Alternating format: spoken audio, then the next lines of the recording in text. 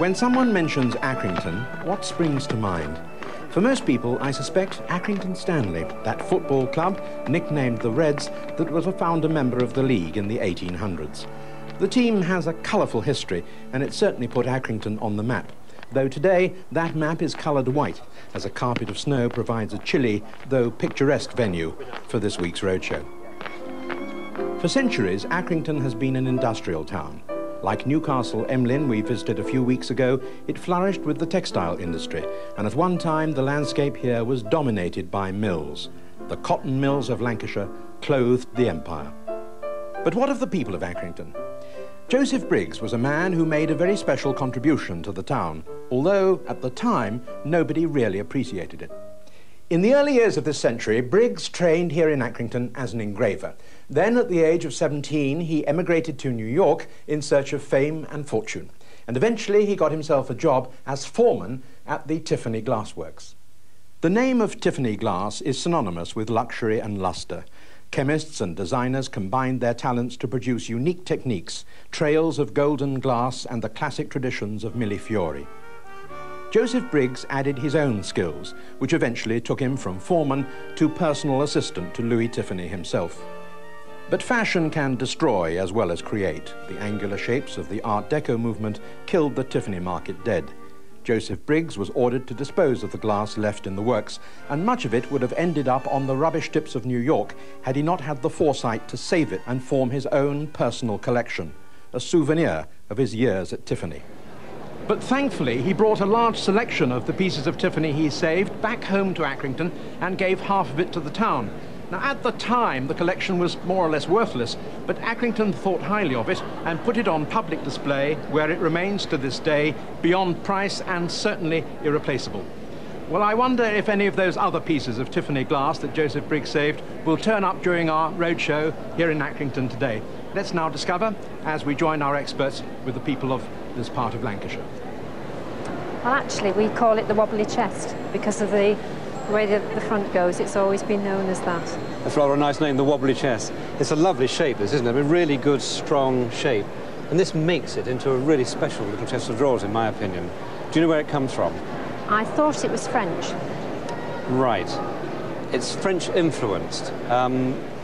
I think it's more probably German, and we'll look at the linings of the drawer in a minute. But before we get to the drawer, I just want to draw your attention to the top. What have you been doing up here? I mean, more especially over there near you.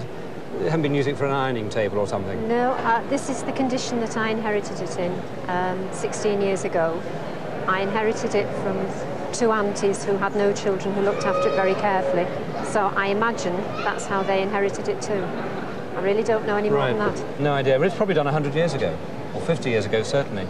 It's inexplicable, but so strange that it should have been done so crudely, so naively. I just want to re-emphasize this shape, though. This serpentine shape was very popular in the middle of the 18th century, under the Louis XV influence, the King of France, the Rococo influence.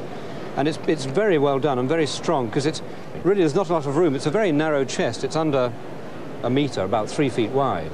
And it's compacted this very strong serpentine shape. We've got... It appears to be walnut drawer linings, which is quite interesting, and I was expecting it to be pine. So you say French, and I was about to say German. Well, I don't know it's French. It's just something that I have been told over the years when I've had it. I think, actually, although the shape is Germanic, and probably the compressed shape made me think it was Germanic, looking at these walnut linings, especially with this rounded top here, is very typical of France, but France in the middle of the 18th century. So perhaps it's French-German borders. It's extraordinary how crude some of it is. It is a country piece. I mean, the lock here is just made of steel. And in England this time, you'd have a nice quality brass lock. Really very well made. But this has been almost made by the local ironmonger. And what is... None of the drawers open without the key. I know, that's quite interesting, isn't it? That you have to have the key. I love the handles. And this, in a way, this rather odd asymmetric shape of this handle. And these are in lovely condition. They obviously haven't been taken off. They haven't been recut. So you think they were the original handles? I think they're original handles, yes. And the legs are unusual, aren't they? Yes, because they're all part of the side of the chest. And you see that a lot in France and Germany of this time. So it is a good 1740, 1760 chest of drawers and French borders, let's say. Have you had an insurance valuation? We did have one a few years ago at £2,000. I think actually £2,000 for insurance is not enough, because I think if you put into auction, you could probably have a reserve of £2,000. So I would double that for insurance. Right. Thank you. Thank you.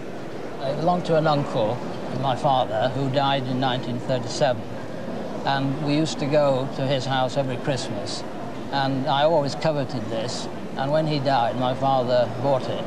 You bought it? Yes. Oh, how interesting. You don't know how much for? Yes, he paid £5 for it. Oh my goodness, how wonderful.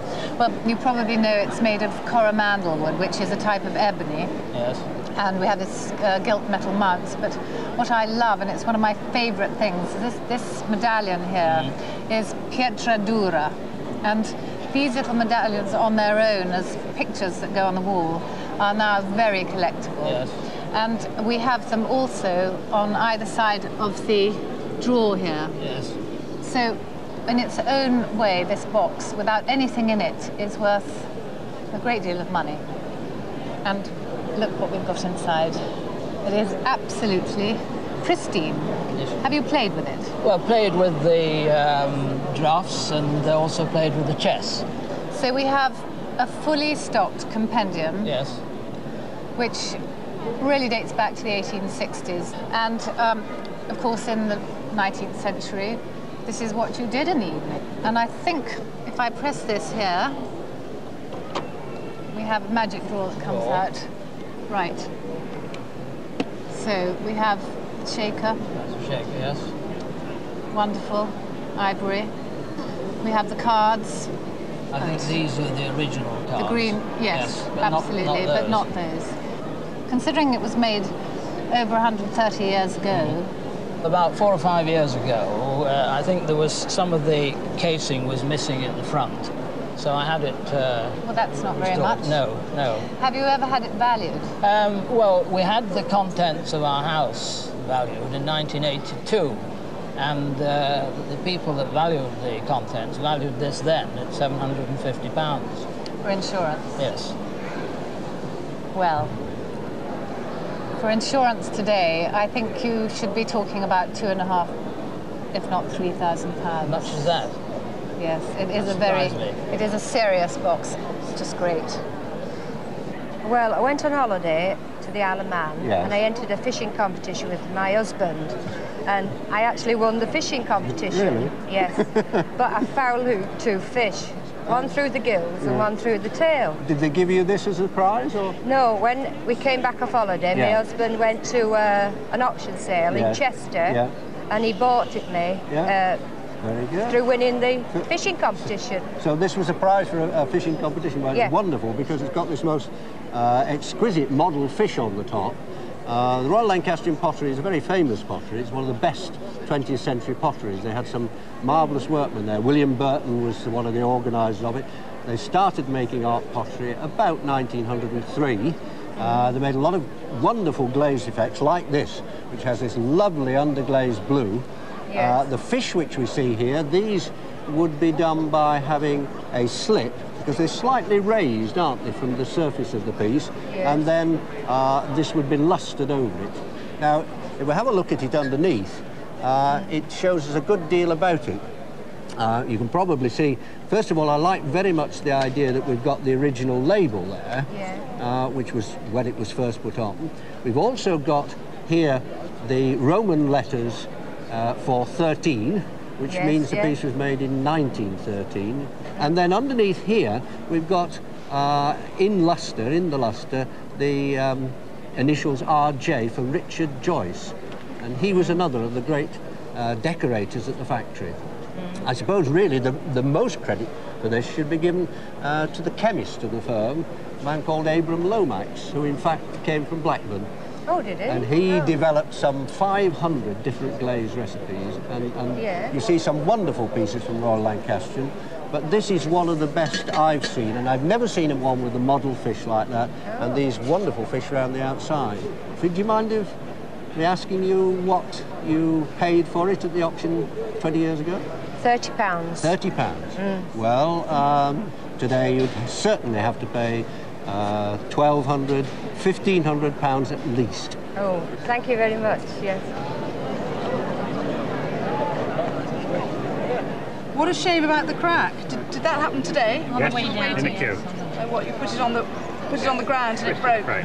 Yes. Right. Well, be careful, it doesn't tear the paper. I love the bright colours in the watercolour, because so often these fade if they go in the sunlight, but this hasn't. I would think that's worth in the region of about £200–300. Yes. Yeah. So yes, an Imari teapot, late 19th century. I would say £20–25. Yeah. A nice decorative piece, but you know, a bit worn. Yeah. Thank you.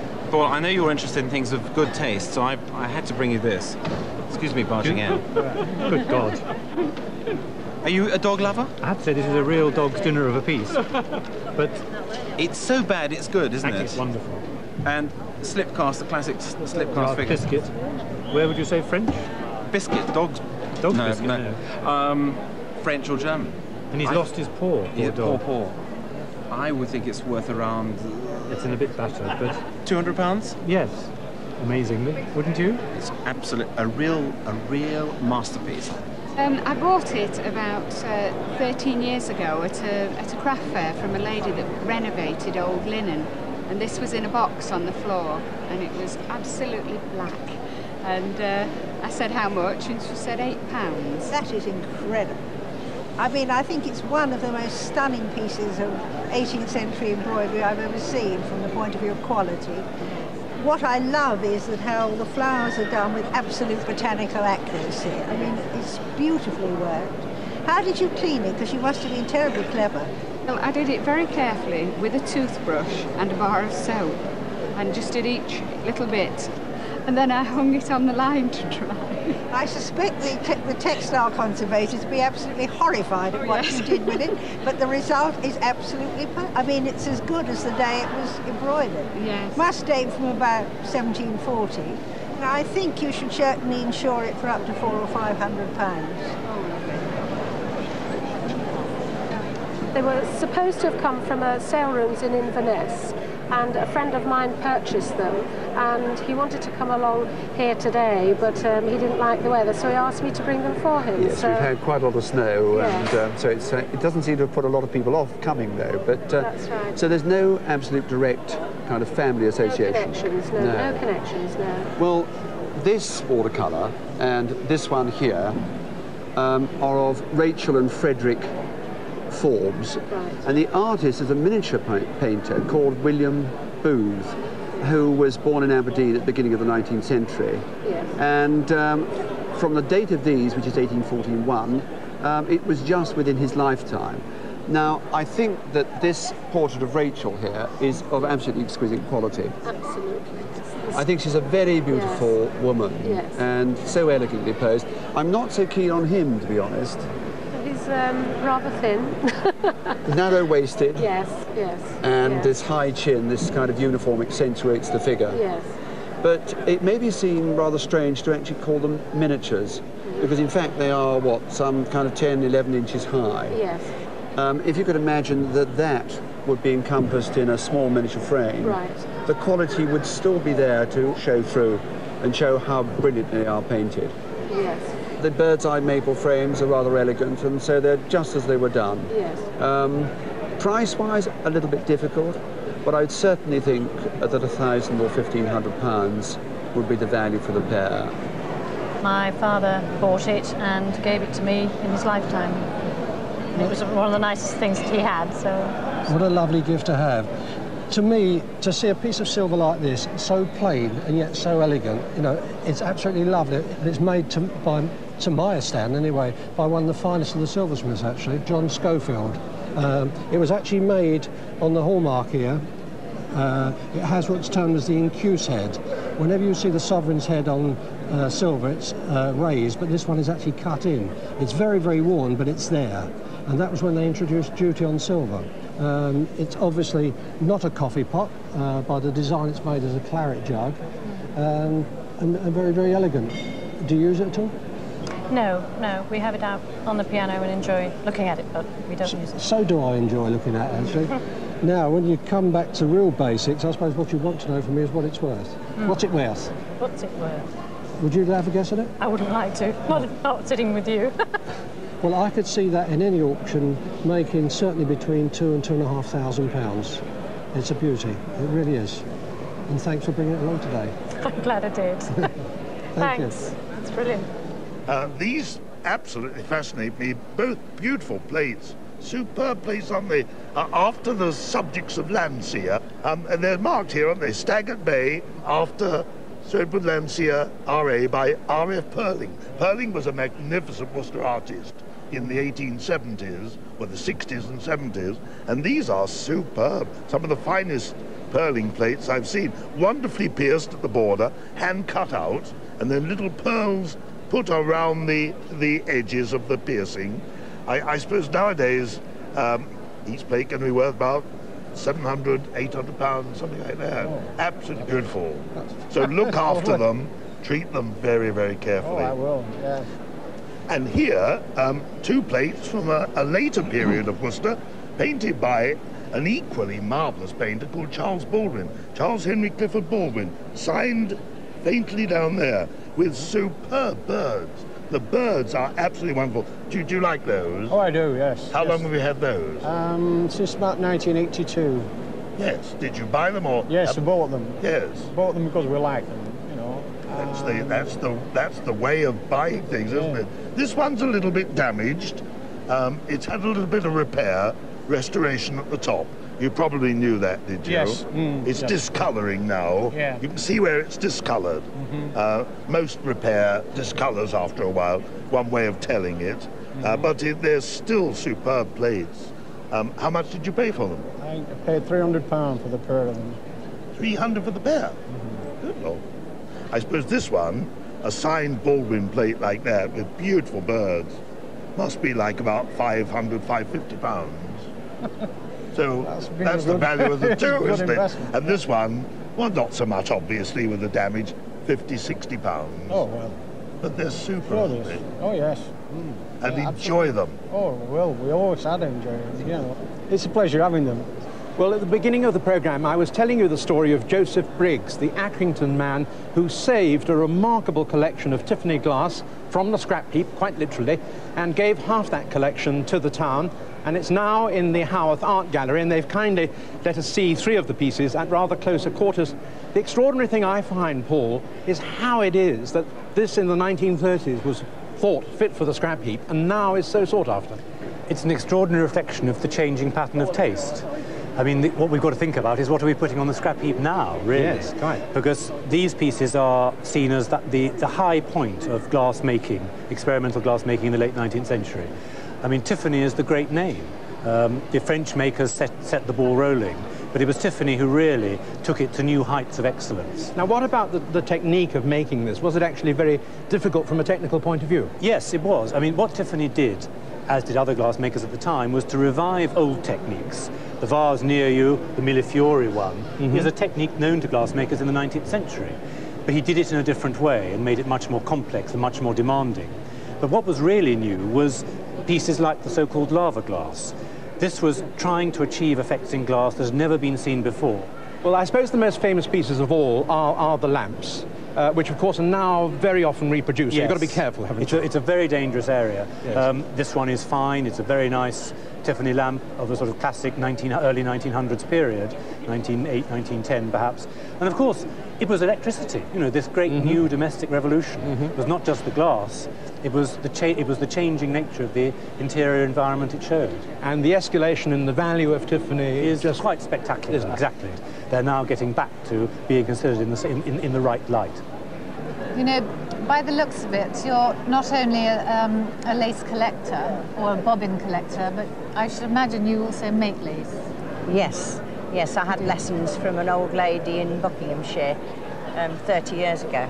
She taught us to make the pillow. Did you? You didn't make that, did Yes. You made it? Yes, it's filled with bran. No. Very good for the heart. And then you made and this we made, as well? we made the pricking and put the marks on. Those marks show where the thick threads will follow the pattern. Right, and presumably the thick threads have a different bobbin, which would be this one here, which yes, I the believe heavier one. We call a cow and 2 calves. That's right. Is that right? So here you have about 50 bobbins with the lovely little spangles and yes, to weigh them baubles down. and beads to weigh them down. So what have we got here? Right, so you've got some pewter and wood ones, which are highly collectible. These can be found now for about £5 each, so you've got quite a lot here already. Yes. And then we have another layer down. More of those. Right, we've got some more with names on. We've got one I particularly like, which says, "Marry me quick and love me forever." Yes. That is one of the finest ones. I think that's very amusing, and that can be worth £50 on its own. I don't know how much you paid for it. Probably paid £0.50 for it in John Bly's father's shop. Oh, I wonder if he's listening. John Bly? Yes. Oh, Used to that's get, when I'd fantastic. collected enough money, I'd trip down on the bus and see what he got available. Fantastic. These bobbins on this pillow are probably worth £300 to £400. And what we've seen here will add up to about £1,000. Good gracious. All for my 12 and 6. Oh, that's great. Here we've got a fine run of 3 English shotguns by the great English maker Wesley Richards, who are still going at this moment in Birmingham. This is a converted pinfire gun, which started out life with a French designed cartridge, which had a little pin which stuck out the top, and it would originally have come out of the top of the locks there. And if you look there, there's just a tiny little bit of infill in that, and then converted it subsequently to a centrefire cartridge, which is, to all intents and purposes, the same as we use today. We move on to this other one. This is very much the same principle, but was actually built as a centrefire. But this differs from this earlier one in that it's got a safety feature fitted into it, in that you can't actually make the hammer fall on the striker properly unless you've pulled the trigger. It's known as a rebounding lock. And that was very important, because if you've got cold hands and you're trying to cock it and your finger or thumb slipped on it and it went off before you were quite ready, then it might have been... quite an improvement. Yes. And then pushing on to this one, which is perhaps, I think, the most important of the 3. You think so? Yes. The simple fact that it's the Anson and Dealey patent box lock action that's still employed today. It's called a box lock for the simple fact that the action actually looks like a box. All that's happened really is for the mechanism in there has been compressed and put into this piece of steel. You can date these quite accurately from the fact that this one was a pinfire gun, which will put it sometime before 1870. This one about 1875 to 1880, and this one certainly before 1885. This is not in the best of condition. It's lost a lot of the checkering off there. But certainly from its interest point of view, and there is a tremendous amount of interest being generated by early shotguns, far more than it was 10 years ago. You couldn't give them away 10 years ago.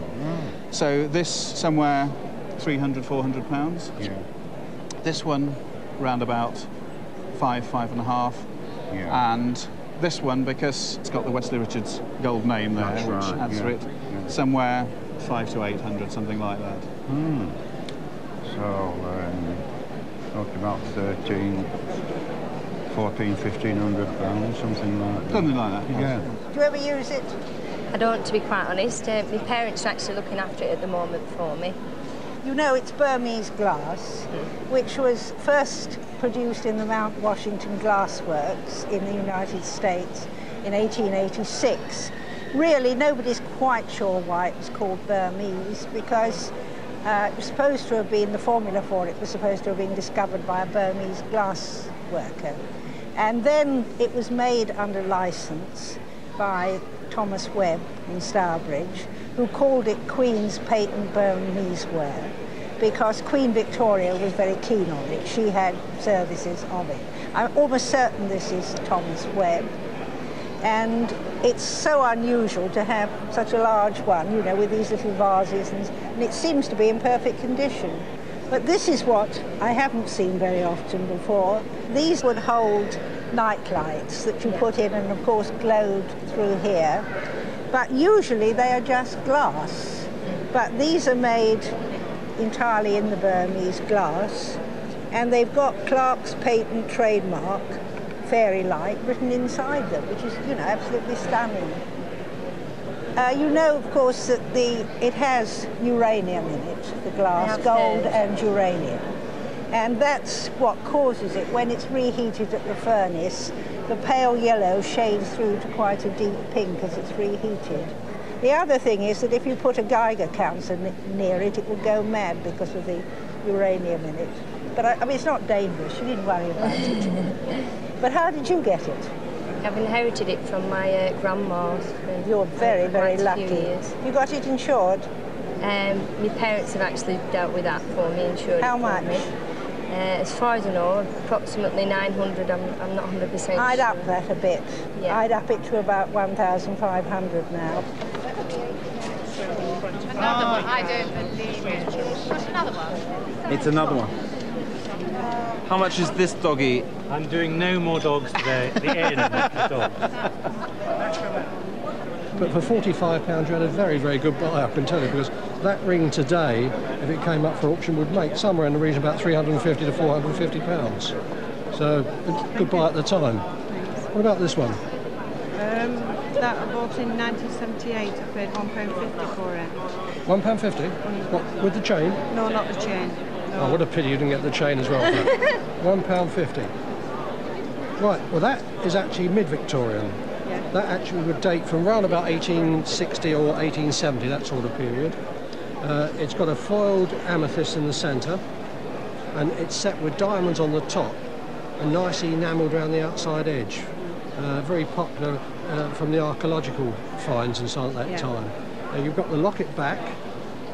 It's actually gold. I don't know if you realise that for £1.50.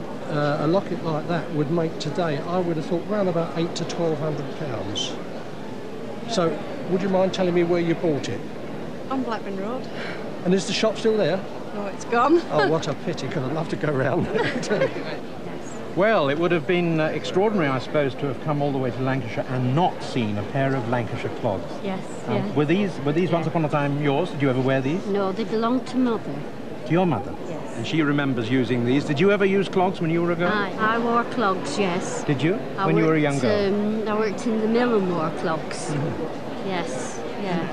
It's very, I mean, it's almost difficult to imagine what it was like wearing them. I mean, they look as if they were very uncomfortable, were they? No, they were the most comfortablest footwear that you can get. Were they really? Especially when you were doing a lot of standing and walking, and yes. And one imagines, because of the way they're made, they quite literally, and this is proof of it, lasted a lifetime. Yes, yeah. With tender loving care, yes. Tender loving care. Yeah. You're obviously too young to have won this magnificent prize. Yes. How did you get it? Well, it was passed to me by my mother, who received it as a gift from a neighbour about 40 years ago, 35 years ago. So we don't know who it was awarded to? No. Well, I used to pretend it was me. Well. Anyway, but what we do know is who made the pot. Right. The pot was made in Birkenhead at the Della Robbia factory by Charles Walker. And there we have Della Robbia, Charles Walker, and in fact the date 1904. So obviously it was ordered for this extremely brilliant student. And it'd be fascinating to know who it was. And I still think it's probably worth more than £2,000.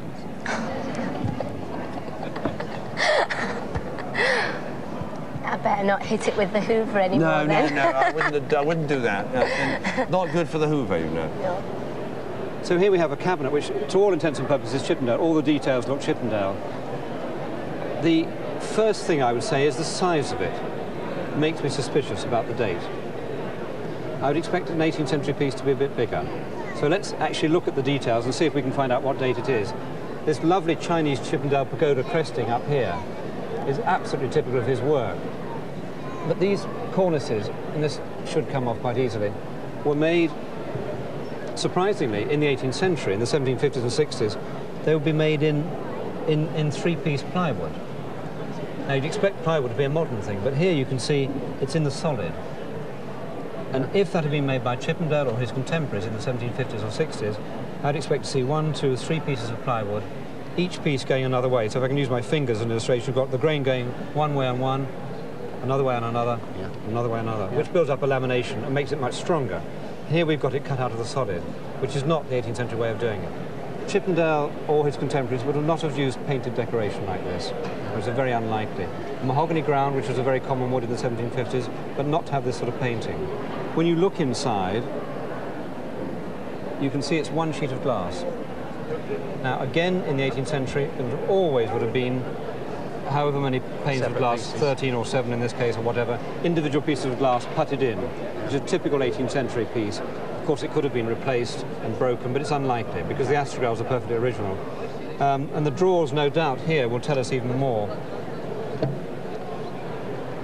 Again, one of the first rules about furniture, it's a general rule, but it normally works, you never get this quarter moulding until about 1800. Yeah. But in fact, this is even later than that. The first revival of the Chippendale style was in about the 1830s or 40s, and then again in the 1890s and 1900, but also in the interwar period. Yeah. How long have you had this piece of furniture? 12 years. Right. Well, it's older than that, but it's not a lot older than that. I mean, it could actually be just before the Second World War, or even just after the Second World War. Yeah. So it's not really an antique piece of furniture, but it's a nicely made piece of furniture, made in a good quality factory, and they probably made 10, 20, even 30 or 40 of these when they made them. Yeah. You'd never find another one. I'd probably never see another one in my career. But it's a nicely made, good quality cabinet. I am sure that will keep appreciating in value. Now, I'm sticking my neck out here because you bought it 12 years ago, which is comparatively recently. How much, may I ask you how much you paid for it? £1,200. 1,200 from an antique shop, or? Yes. Yeah. But I would say that this is worth, certainly for insurance, i.e. from a dealer, it would cost you £2,500. Yeah. So it's doubled in 12 years, yet it's not even 50 years old. Correct, yeah. Wow, look at that. Now, tell me about these. They are vases that my mother-in-law bought in a sale. I've no idea how much she paid for them. And when was this? It would have been in the 30s. Do you know what these are? Yes, well, I know that they're Moorcroft, aren't they? Right. Yes. Do you know any more than that?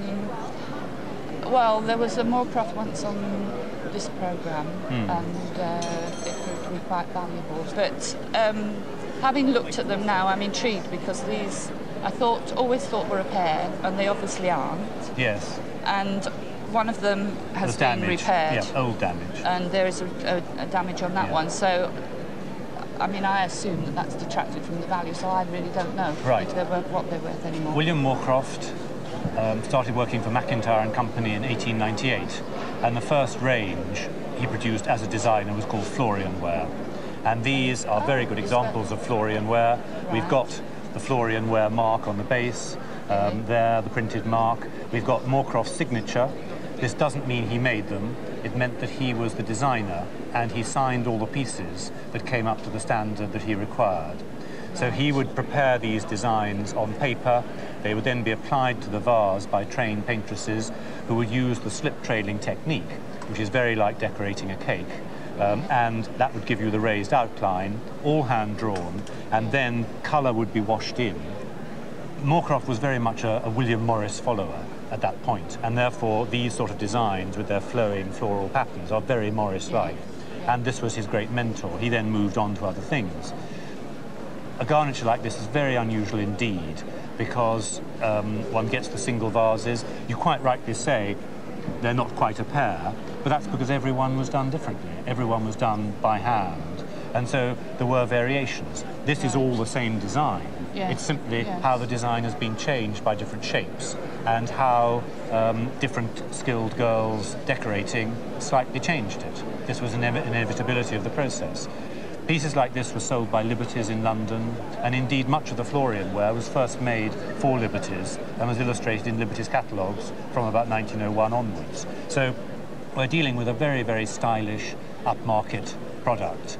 What interests me is that in the 1930s, these must have been seen as absolutely at rock bottom in terms of design, decoration, taste.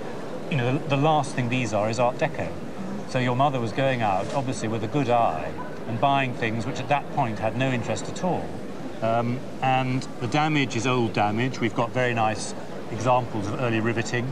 This in itself is part of the history of the piece. It would be quite wrong to change that and get it restored professionally as you could now. Right. If this set was perfect, oh, I wouldn't give you any change from 2,500. Really? Yes. But that's as they are, the three of them. Yes. No, that would be perfect. Yes. Obviously. Oh yes, I'm perfect. Yeah, so I understand yes, 2.5 that, to 3, I think would be perfectly reasonable for a collector today because a set is so unusual. And even with the damage, you're well over 1,000, 1,500, I would think, for the 3, possibly more. And this came to you from an aunt, did it? Yes. Yeah. Well, it's a piece of genuine Tiffany lava glass. It's signed by Tiffany there. We can have a look at it. And, well, you brought me a lot of other things which perhaps you were a bit disappointed about. They weren't worth a great deal. Well, no, we weren't built up on anything, really. You haven't, right. No, Well, I think on this one you might be a little bit surprised. It's difficult to give an exact option figure, but it's going to be something like £1,500, £2,000. Is that surprising? Yes, it does. Yeah. I'm sure it does. This on the rim is awarded to Private H. Wilmore of the 18th Hussars. And was he a relative? Uncle. What do you remember about your relative? Well, as I said, he was in the Boer Wars. He was a sergeant in the 18th Hussars. And he was on his small, so they gave him the biggest horse to make him a level with the others. You see. And then he went to Egypt. And then latterly, he was on a pay corps in China for about 10 years. That's interesting in that it's got the 2 clasps on it for the defence of Ladysmith and also for Talana, which raises its value quite considerably. And the two of them together makes the medal worth something like about £100, £150. Add to that, and you've got a group then, the 2 of them, of 250. 250 altogether? Yes, yeah. Let's see it open. There's the hidden lock. This is a strong arm bit, is it? Right. Excellent. Is this something that you've inherited, or how did you come by it? No, my husband bought it. You bought it? Yes. How long ago was that? 1958. The story was that these things were believed to have been some of the chests that held the jewellery and the coin on board the Armada, and then they were sank off the coast of England and they were brought ashore. Nonsense. These chests were made for several hundreds of years, and in fact, before this one was made, they were in use commonly in England for at least 200 to 300 years. And in fact, what they were is quite simply a secure chest. Now, these things, when they're this elaborate, you can almost date them exactly to the mid-1590s. And this one, in fact, has got a date here, 1595, which is exactly the date I would expect. Not always do they have that. And the other thing is that often they weren't made in this country at all. If they were made in this country, then they were usually made by foreign workmen. These wonderful locks here are usually continental. So you know how many bolts this has got on it? 13. And it is amazing that turning that key turns all these locks. Can you turn the key in the lid? We'll see if you can actually see the bolts come out. There we are. See how that from one key moves 13 bolts outwards. Absolutely wonderful. So, can I be rude and ask you, do you remember what you paid for it in 1958? £60. How much? £60. £60. Yeah. Well, it has gone up quite a lot. But I always am a little disappointed with what these objects make when they're sold by auction. But you can't use them for very much, you know, so the demand for them is not very great. Have you any idea what it might make today at auction? No. It would make between £1,000 and £1,200. So for £60, not bad. No. And you can be sure of one thing, no burglar's ever going to get away with this one. Thank you for bringing it in.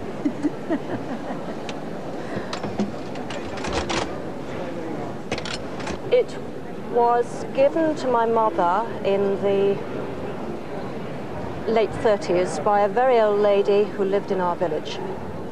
And my mother happened to be very kind to her, and this is what she gave her. So it was a thank you? It was in her will. It was a thank you present? Yes, it was a thank you present. And yes. did she have any contacts with the Far East, that old lady? I'm not aware that she did, but she did have some nice Japanese bits and pieces in the house. It was a lovely old house. It is Japanese, and it was made around 1900. It's a brilliant example of cloisonne technique, and you're using it for the correct purpose. It was an incense burner, yes. And you put lavender inside. It's lavender in it, yes. There's so many different cloisonne type techniques, but this one is using thicknesses and wire. We can go to the panel here and see that the actual design is done in very thin outline, but then the actual cartouche up here is done in very thick, beaten silver wire applied to the body of the piece. So a lot of trouble's gone into the piece. A lot of trouble went into the making of the knop, which is a chrysanthemum. Yes. A chrysanthemum about to explode. It's rather a pretty little thing. And then wonderful little panel of a ho-oh bird in flight against what appears to be a snowstorm. Brilliant.